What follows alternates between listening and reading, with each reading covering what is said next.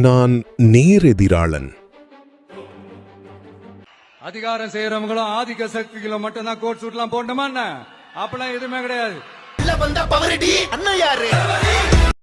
உங்க கைக்கு பவர் வந்துருச்சன்னா, ஆனா நீங்க பவரை ஆஃப் பண்ணி விளையாடுறது வாடிக்கையா போச்சுனோ? ஏனோ? தீய சக்தி தூய சக்தி, இதுல எந்த புள்ளியில் தங்களை தூய சக்தியா கிளைம் பண்ணிக்கிறீங்கன்னா? காசு கொடுத்த ஓட்டு வாங்கறத உடைச்சிருக்கிறோம். ஓ, அப்படியா விஷயம்?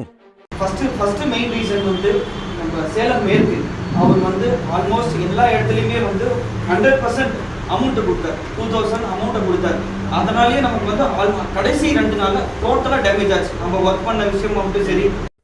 என்னன்னா இப்படி சில்லா உண்மையை போட்டு உடைச்சு புட்டீங்க. போங்கண்ணா, உங்களை என்னென்னமோ நினைச்சேன், இப்படி பண்ணிட்டீங்களே. நான் கேட்க மாட்டேன், ஏன்னா எனக்கு தெரியும் இப்படி பண்ணிருப்பீங்கன்னு. திமுக பார்த்து எங்களுடைய முதல்வர் ஒரு நிமிஷம் கூட பயப்படவே இல்லை. இதெல்லாம் வந்து யாருக்குமே பெரிய விஷயமும் கிடையாது. செய்தியாளர் சந்திக்க வேண்டும் என்ற பெஞ்ச் மார்க்கே கிடையாது. ஒரு 7-8 வருஷமா ஒரு சில பேர் அவங்களுடைய சொந்த விளம்பரத்துக்காக அவங்க இருப்பை காட்டுக்கிறதுக்காக ரெகுலராக செய்தியாளர் சந்திப்புன்றது நடந்துச்சு. இந்த செய்தியாளர் சந்திப்புன்றது இந்த 10 வருஷம் மெயின் ஸ்ட்ரீம் மீடியா வந்த பிறகு தானே. மெயின் ஸ்ட்ரீம் மீடியா வரதுக்கு முன்னாடி என்ன இருந்துச்சு? பிரிண்ட் மீடியா தான் இருந்துச்சு.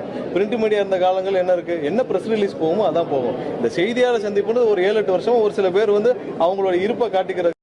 ஆக மீடியாவை சந்திக்க மாட்டீங்க அண்ணோ. எங்களை கற்காலத்துக்கு கூட்டிட்டு போற மாதிரி இருக்கணும். எத்தனை நாளைக்கு முற்போகா பேசுவீங்க? பிற்போகா பேசலாம் வாங்க.